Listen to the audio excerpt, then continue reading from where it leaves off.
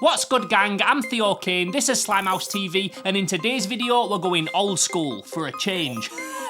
If you watch my episodes, you'll know that I like to create characters from comics and movies and IPs and games and that kind of thing that I feel don't get enough love or people don't talk about enough, and this character's certainly one of them in my opinion. So this is a character that I've also been talking about making a toy of for quite a few weeks now. It's something that I've been working on for quite a while. I've mentioned that I've been working on it in quite a lot of my most recent videos and stuff, so it's one that you might have even heard me talk about already. But in today's video, I'm going to be showing you my latest toy creation, which is Raziel from the old PlayStation game Legacy of Kain Reaver. Now, like I said, this is a figure that I've been working on for quite a while, so it's really good to now finally have it finished and be able to showcase it here. So in this video, I'm going to show you the whole process of me sculpting it and designing it, 3D printing it, painting it, and all of the little hiccups that I ran into along the way, because as always, yeah, there was quite a few of them. So if that sounds like a bit of you, sit back, make sure you're comfy, and get yourself strapped in for a brand new fix of Slimehouse TV.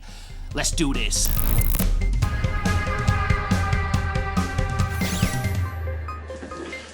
My bath time. There's nothing I like more than a good, warm, cozy bath. In fact, I think I'll just turn this heater up a little bit. What a bonehead. But at least he got to keep his soul. Introducing a world where you take more than life. You take the soul. Soul Reaver.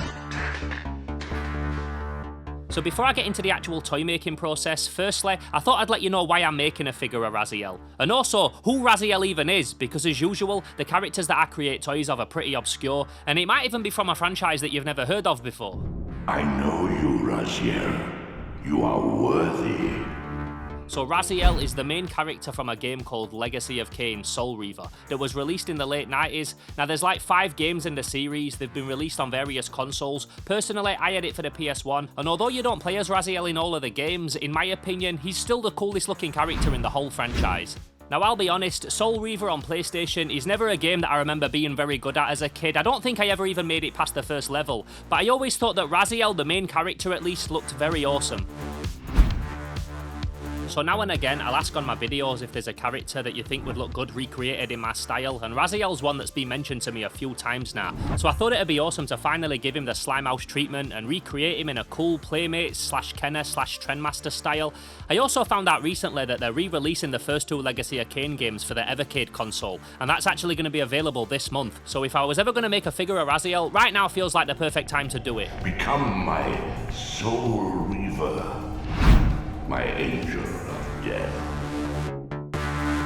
So all of the 3D toy design stuff that I do in an app on my tablet called Nomad Sculpt. It's an app that anyone with a decent enough tablet can use, and it's just a one-time purchase off the App Store. Last time I checked it were like 20 quid, which considering how good it is and how much I've got out of it over the past couple of years is probably the best £20 that I've ever spent. And usually what I'll do when I'm creating a figure of an existing character like this is I'll grab a bunch of reference images of them off Google and use them as my starting point. Sometimes though, if I can't find the exact angle that I'm looking for or whatever, then I like to do a quick sketch of my own, just so that I've got some kind of proportion reference to measure against, and that's what I did here. Because not only were I struggling to get a nice face front image of Raziel in the way that I were picturing it in my head, but the way that he looks in the original game is so blocky and low res that I just needed something that I could work from that was a little bit more clear. Now usually I never get the faces right straight away either. I have to have a couple of goes at them to get them where I want them looking, especially if I'm working from a few different types of references that are not all necessarily the same style. It can be hard trying to find a balance of keeping something in my own style but also having them look enough like the reference image to still be recognisable as the original character. As always as well, I like to sculpt things in my own way so that they have a vibe that feels consistent with the other toys that I create, like they could all exist in the same comic crossover or game, so it's very important to me that they all feel in some way coherent with each other. Quite often as well when I make a toy, it's of a figure that never existed before. Now that wasn't the same for Raziel because there has been a couple of figures put out of this guy over the years, but nothing really like what I collect, so I wanted to do my version of him, something that had my usual late 80s, early 90s aesthetic that would hopefully look and feel very different to any of them previous official released ones. Now, as I mentioned at the start of this video in the intro, this is a figure that I've been working on and off for quite a few weeks now. So there's huge parts of the sculpting process that I didn't record for whatever reason, but this was something that, like all the toys I make on here, the thinking behind it was very similar. Kenner/Playmate style with a figure in a slightly stepping forward fighting stance and that kind of thing. His weapon though was a little bit tricky and something that definitely had me thinking outside the box a little bit. So in the game, Raziel has this Wraithblade weapon that's made up of like magic and energy, which is not only something that can be hard to sculpt, making an element like swirling smoke and fire into something solid, but it also wraps around his arm and points out the front of his fist. And because I'd be printing this in rigid resin, if I wanted to have it as a separate weapon but still look like it were kind of swirling around his arm, I were going to have to do it in a clever way. So I decided to make it fit in his hand almost like a gun and then snake up his arm a little bit at the back. And it looked like it kind of worked, but it was something that I wasn't going to be able to make a proper final decision on until I saw everything printed.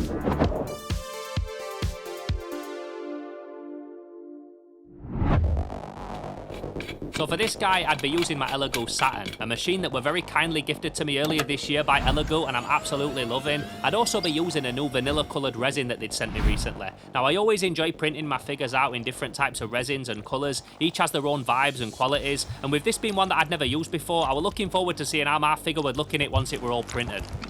Ash, can you hear me? So once the printer were all set up and ready to go, it was off to the slicer software that I used to get all the separate parts of the model all supported so that they could be printed off. Now, not only do I like my toys to look like retro action figures, I also want them to move a little bit like them as well, which can be kind of hard when you're working with 3D printed rigid resin, but I like to do a little bit just to give them something.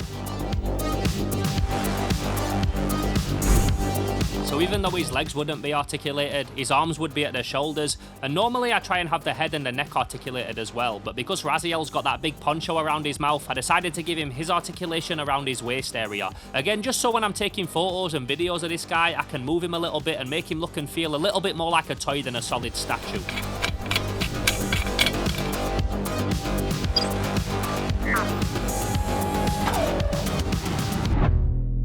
Now when it come to Raziel's Wraithblade, his energy sword, I wanted to get a little bit experimental and do something kinda different. I always like when old toys have opaque or glow-in-the-dark accessories as well, and with Raziel's blade usually being made up out of green energy, I thought it'd be a good excuse to use some green translucent ABS resin that I had and print it in that. And rather than wait until the vanilla resin parts are done, I thought I'd break out my old ELEGOO Mars printer and do it on that machine, and basically have everything running at the same time. The only thing is though, I hadn't used this printer or even opened it in over 6 months. It still had resin sat in there that had been there the whole time, so before I could even think about putting it to any use, I were going to have to give it a bit of much needed TLC. This ELEGOO Mars though is an awesome little printer that served me very well. It's like half the size of the ELEGOO Saturn that I'm using now, but it's still a perfectly good little machine. The last thing that I printed on it would have been the new axe for the Swamp Assault Turgo, and even though I'd left resin in there all this time, once I'd cleaned it all out, it were pretty much good to go again. So it were good to get it all fixed up and back on the workbench and filled with some translucent or transparent, or whatever you want to call it, green ABS resin ready for Raziel's Wraithblade. Slime is erupting all over the universe. I love slime. Now as well as the green ABS, I also had another idea that I wanted to try. Something that I wanted to add to the green that if it worked, in theory, would be very awesome.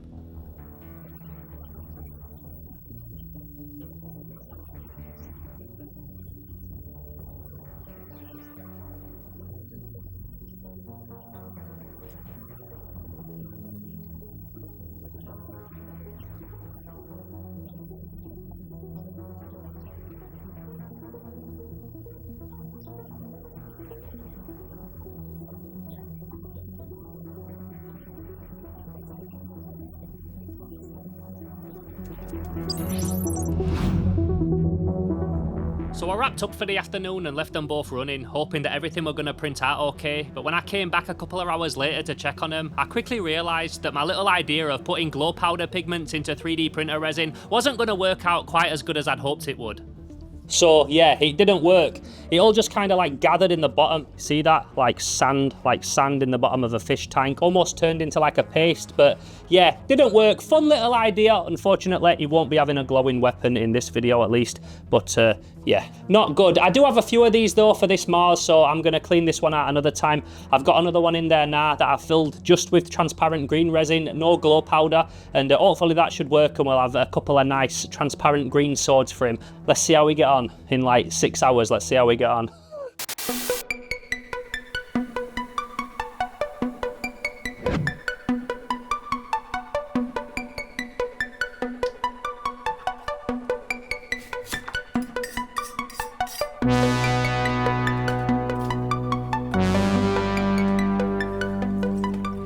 Okay, so once I'd got them all printed, I went through the usual process of getting them washed and soaking them in some warm water so that I could get all of the supports off them. So the green swords were looking nice, and I could already tell that I were going to be a big fan of the cream/vanilla resin that had been sent, almost looking like a figure that were made out of some kind of hot melted candle wax.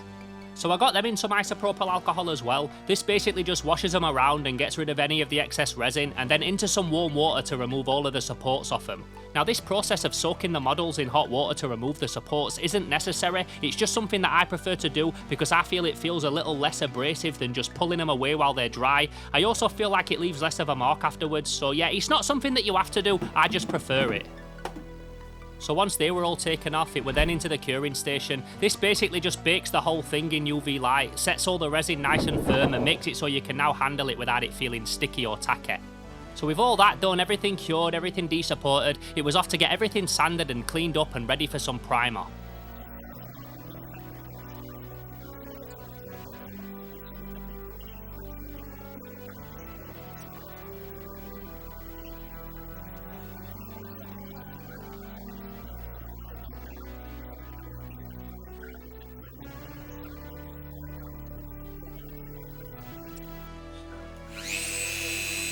So in theory, at this point, you could just go ahead and start painting your print. Me though, I like to have my figures looking as flawless as possible, so I always spend a bit of time sanding away any little marks that the supports have left. Now fortunately, Raziel has a lot of bandages wrapped up his arm, so I could hide a lot of the supports in them, in the little rips and the tears, and most of it could be done with just some light sanding work with a little sanding stick. But for some of the more bigger and smoother areas, that's when I like to use my Dremel.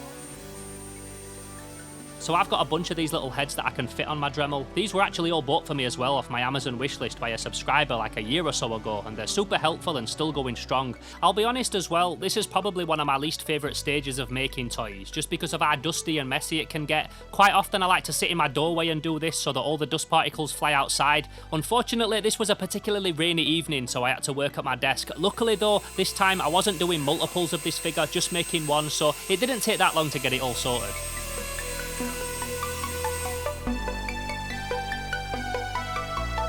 Now before I could get to any painting, there was something else that I wanted to do to experiment with on his Wraithblade weapon. Now as you can see, even though this thing was printed in translucent green resin, once it had all been cured, it looked kinda cloudy. Like you could still see through it a little bit, but it didn't look shiny or clear like it needs to. Now I've seen videos of people painting wet UV resin over the top of a cured piece with a brush and then curing it instantly, so I wanted to give that a try because the results that I've seen almost made it look like it were created from glass or something, which would be awesome. Because if you don't already know, the resin that I use here instantly cures when you hit it with a UV light, and it goes from wet to solid in seconds. So as you just saw, I were hitting it with a UV torch and then that set it all instantly, and even though the results were far from perfect, they were definitely much better than the opaque one that I'd had just a few minutes before that. It did have a few little air bubbles in it though, so that's something that I would come back to later on, but once it was in his hand, I could now properly see how it was all shaping up, and I've got to say, I was really liking the vanilla resin. Now that it had all cured, it went from looking like wet wax before to now almost looking like something that was carved out of bone or ivory. All of the details were looking really sharp, the push fit pegs on the arms were feeling nice and secure, and overall I was just very happy with it, which is rare because sometimes they have to print 2 or 3 off to get to this stage, but for some reason this guy just worked right from the get-go. As cool as it did look though, I was at the same time really looking forward to getting some colour on this Raziel, because not only was I confident that it were going to be a really fun model to work on, but a couple of weeks back I'd received a big care package of awesome hobby paint that I've been holding back for the right project, and this felt like the perfect opportunity to break them out and start using them.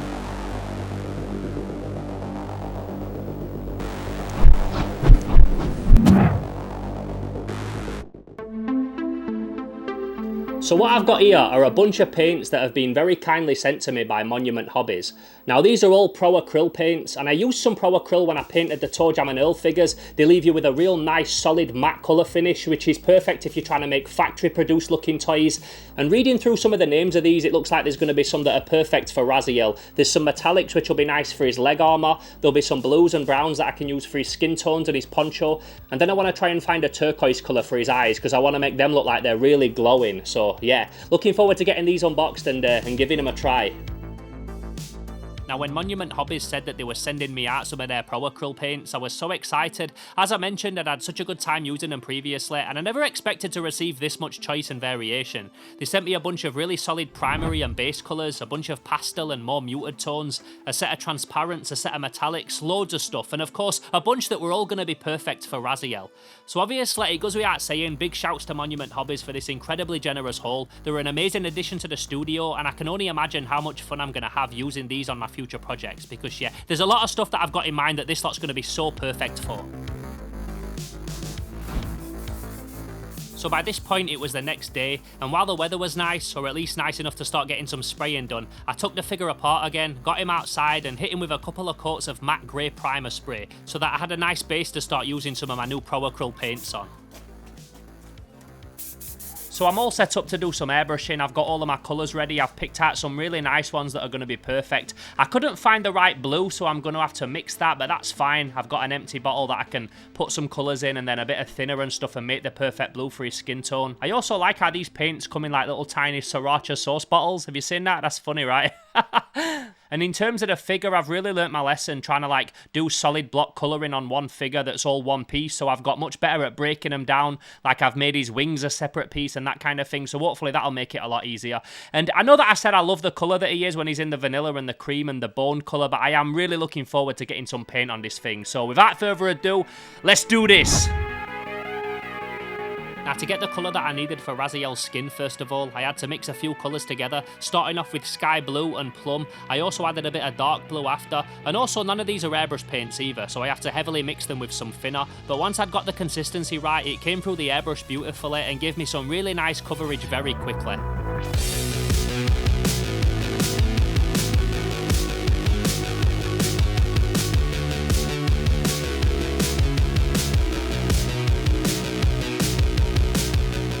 As I mentioned earlier, I purposely made his wings a separate piece, and for those I painted them with a nice dark purple to plum gradient, which only took a couple of minutes but gave him a real nice finish. I then used a paint called Golden Brown for his claws, blending that down from the blue that I'd laid down on his upper arms and the rest of his body. I then used that same colour to paint his toe claws, which I did with a brush to keep him looking nice and sharp.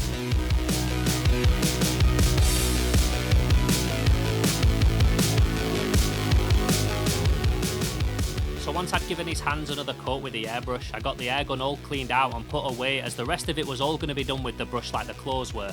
For his bandages, I went for a colour called Dark Golden Brown. So I got that on my wet palette and used a small brush to pick out all of the bandage areas, making sure that I didn't touch any of the blue or the golden brown colour that his hands were. I also used this same colour on the leather straps between his toes that hold his leg armour in place as well, just to keep everything feeling a bit consistent. In a factory production run setting, a lot of toys would have a limited amount of colour applications that they're allowed for each figure to keep things in budget. So it's not uncommon, especially back in the day on old toys, to see the same colour used for different things on the same figure. Next up, it was time to tackle what was probably going to be the most challenging part of this figure in my opinion, the face and the pattern on his poncho. So I started off by doing his hair first, which technically in the game is black, but I went for a dark blue-black colour, just so that it didn't look too drowned out, and this actually turned out to be the perfect colour and gave me a finish that I was more than happy with. For the emblem on his chest, I went with an off-white colour called Khaki, which worked really well. I also knew that I was probably going to have to do a lot of cutting back and forth to get this thing looking sharp, so if I did mess up, I knew that it was going to be a lot easier to cut back in with the darker colour that I'll use for the poncho rather than this almost white one. Speaking of the poncho as well, or his scarf, or his old cape, or whatever you want to call it, for that I went with a burnt orange, which turned out looking very fresh and solid, and between the khaki off-white colour, the dark blue hair, the skin colour that I'd mixed, and the bright turquoise that I'd used for his eyes off camera, the colour palette was all coming together to create something that, if I do say so myself, I thought looked very professional. So with all of the difficult stuff out of the way, all that was left to do was work on his leg armour. For this I used a nice metallic dark bronze colour, which was literally just called bronze. This did need a couple of coats to get it looking solid, but the finish was very satisfying. I then used a bit of warm grey for the fur around the edges of it, and just spent the rest of the evening touching everything up, cutting everything back, and getting him prepared for the following day when it would be all dry and I could get him lacquered and all ready for his close-up and his final reveal.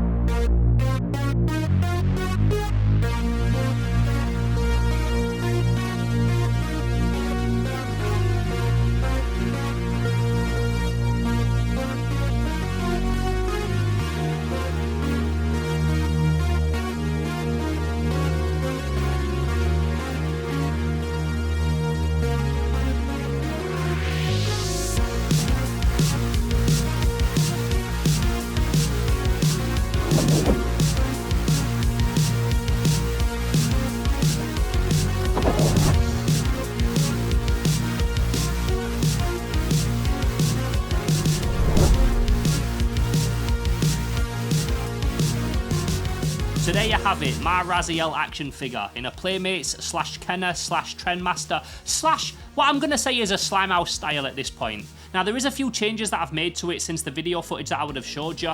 I went back and completely redesigned his sword. I know that in the game it comes out of his fist, but I think the Wraith Blade looked way better in my style, just holding it in his hand like an actual sword. So I basically took the same sculpt and just rejigged it and turned it into one that you hold more in like a traditional sword style. I also created two versions of it. So first of all, I did this version where I just sprayed it all white and then did a nice gradient. The neon colour that I used was an Army Painter one, that was not a Pro Acryl paint. I'm going to talk more about the Pro Acryl paints in a minute, but they didn't have like a neon green like that. Now they might do in some of the other sets, but the one that they sent me didn't, so I had to use an Army Painter like neon green just to blend those two together, but I think it worked perfect and I'm very, very happy with the finished result.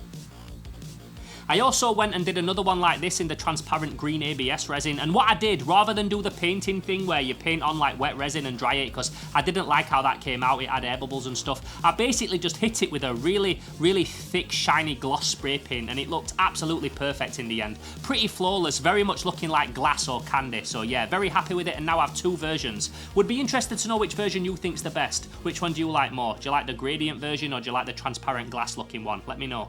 I also went back and rejigged his hands because I didn't notice at the time when I was sculpting it because there's so much to think about, but he should actually have bandage going through the middle of his fingers like that, and these original ones that I sculpted didn't. They didn't have no bandage there, so I went back and re-sculpted them and think they look way better now. It's not a huge difference, it's not something that's like strictly noticeable straight away, but definitely made the difference I think on the overall figure.